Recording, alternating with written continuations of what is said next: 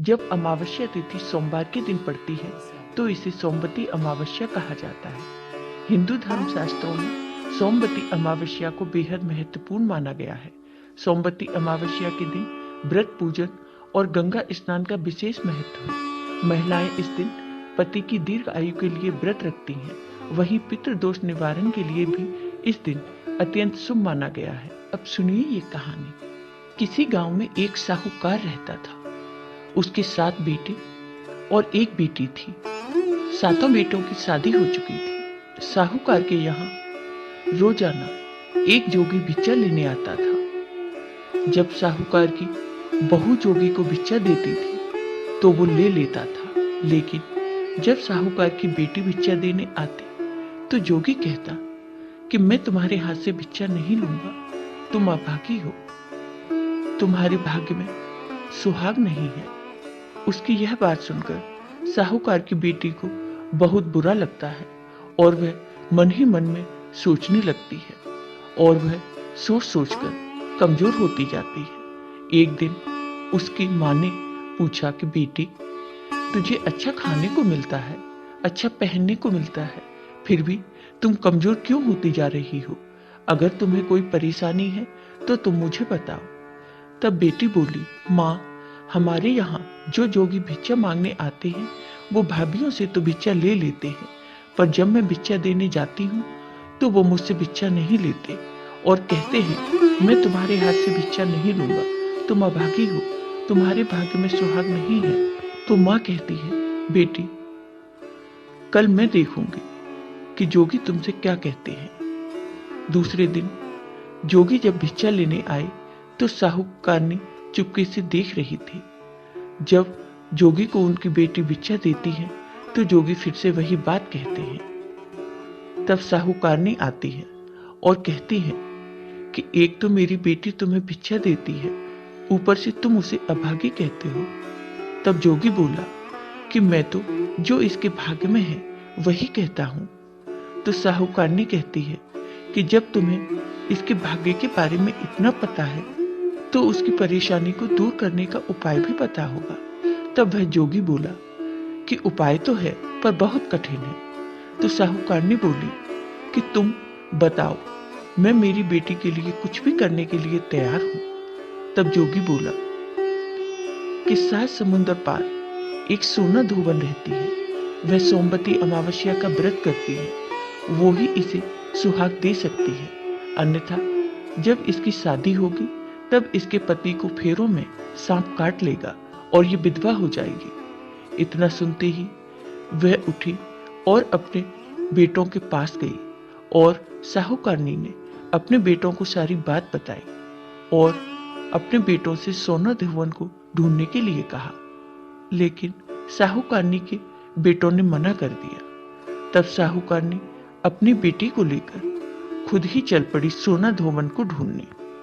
चलते चलते वे समुद्र के किनारे तक पहुंच गई और सोचने लगी कि अब आगे कैसे जाए, इतना विशाल समुद्र कैसे पार करें।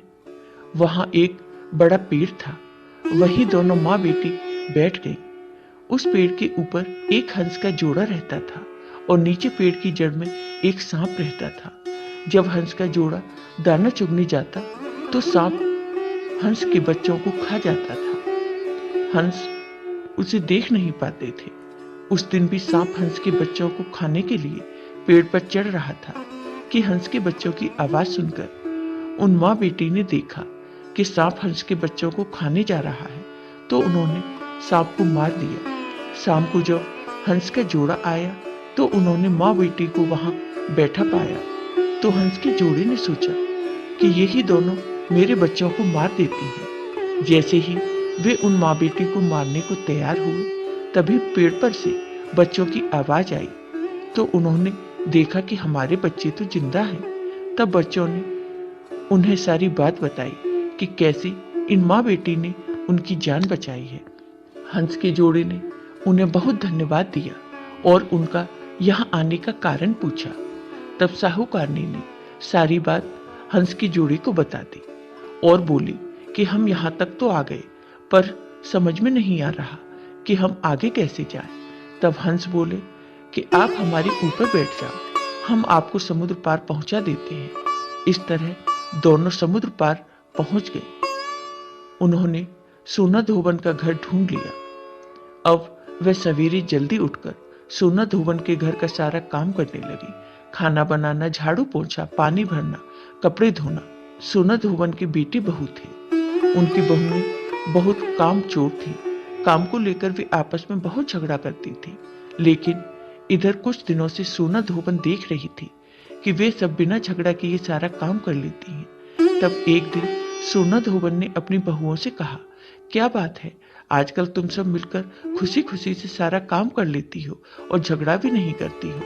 इस पर सोना धोबन की बहुओं ने कहा कि हम तो काम नहीं करते, हमने तो बहुत दिनों से कोई काम नहीं किया। तब सोना धोबन ने सोचा कि जब मेरी बहुओं ने काम नहीं किया तो फिर कौन है जो मेरे घर का काम करता है, ये तो मालूम करना ही होगा।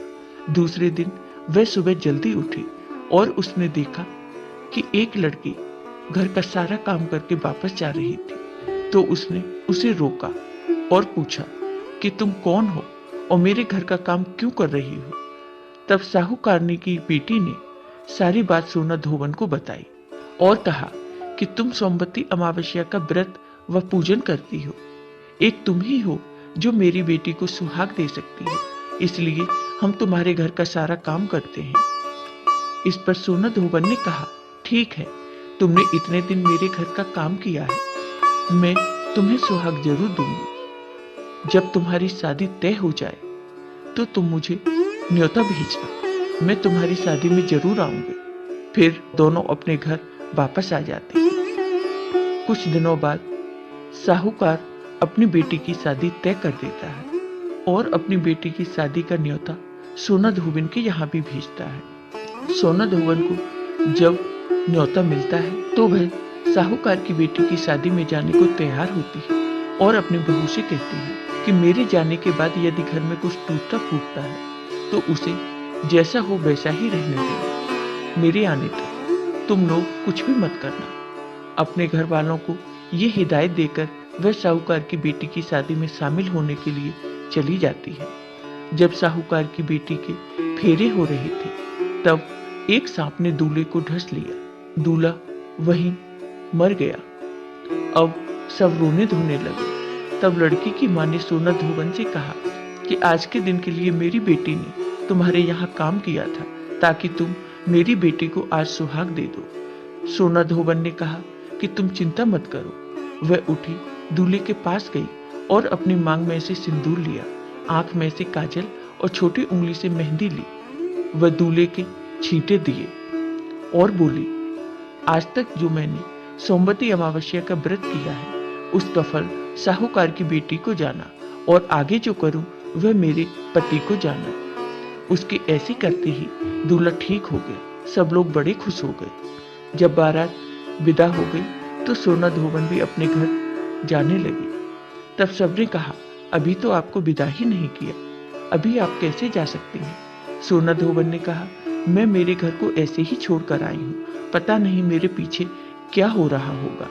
आप विदा ही करना चाहते हैं तो मुझे एक मिट्टी का कलश दे दो। कलश लेकर सोना धोबन अपने घर के लिए रवाना हो गई। रास्ते में सोमवती अमावस्या आई और उसने कलश के 108 टुकड़े किए और पीपल की पूजा की और परिक्रमा करके बोली, भगवान, आज से पहले जो अमावस्या मैंने की उसका फल साहूकार की बेटी को दिया। आज जो मैंने अमावस्या की उसका फल मेरे पति को देना। फिर कलश के टुकड़ों को गड्ढा खोदकर वहीं गाड़ दिया और घर के लिए चली गई। उधर घर पर उसका पति मर गया था।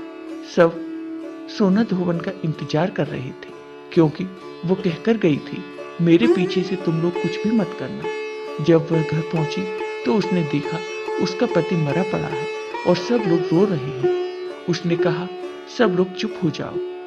वह अपने पति के पास आई और अपनी मांग में से सिंदूर लिया, आंख में से काजल और छोटी उंगली में से मेहंदी निकालकर छींटे दिए और बोली, भगवान, आज से पहले जो अमावस्या मैंने की उसका फल साहूकार की बेटी को दे दिया। आज जो मैंने अमावस्या की उसका फल मेरे पति को देना।